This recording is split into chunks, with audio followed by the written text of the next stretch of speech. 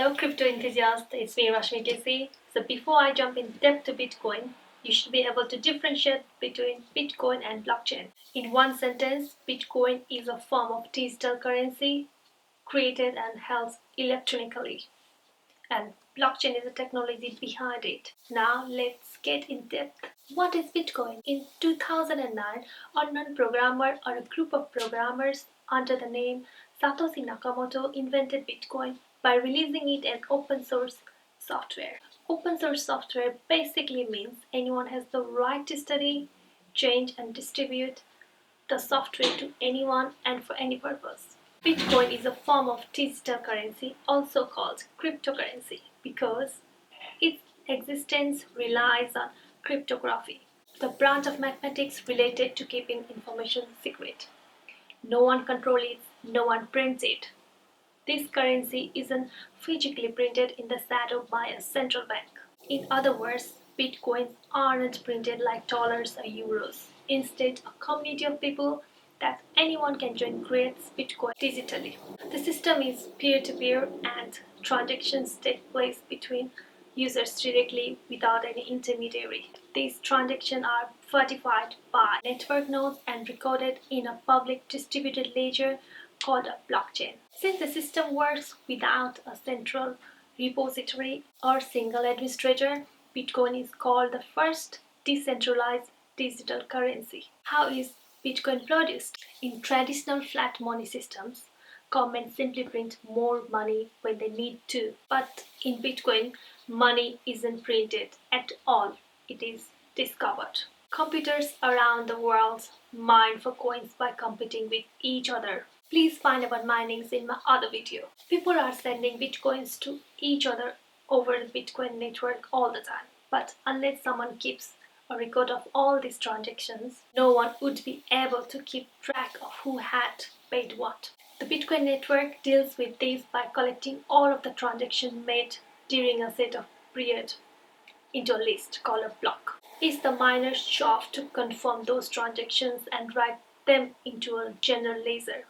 In return, they get incentives in the form of Bitcoin. This way, new coins are produced in every block. The maximum number of Bitcoin produced will be only 21 million. This makes the coin deflationary. This means the value of Bitcoin will also increase due to limited supply.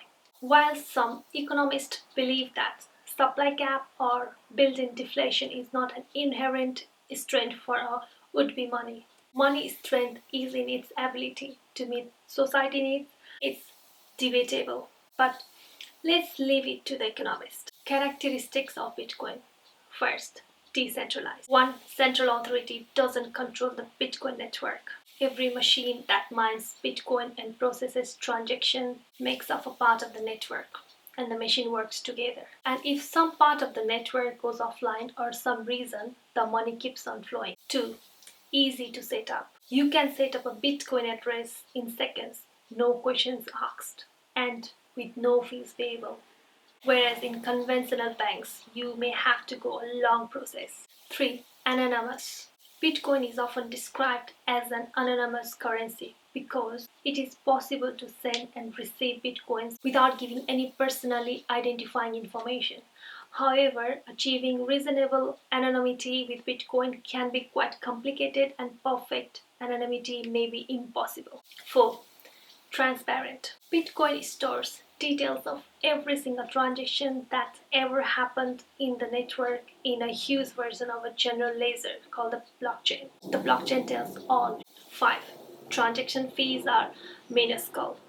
The bank may charge you a lot of fee for international transfers. Bitcoin doesn't. 6. Fast. You can send money anywhere and it will arrive minutes later as soon as the Bitcoin network processes the payment. 7th, non-repeatable. When your Bitcoins are sent, there's no getting them back.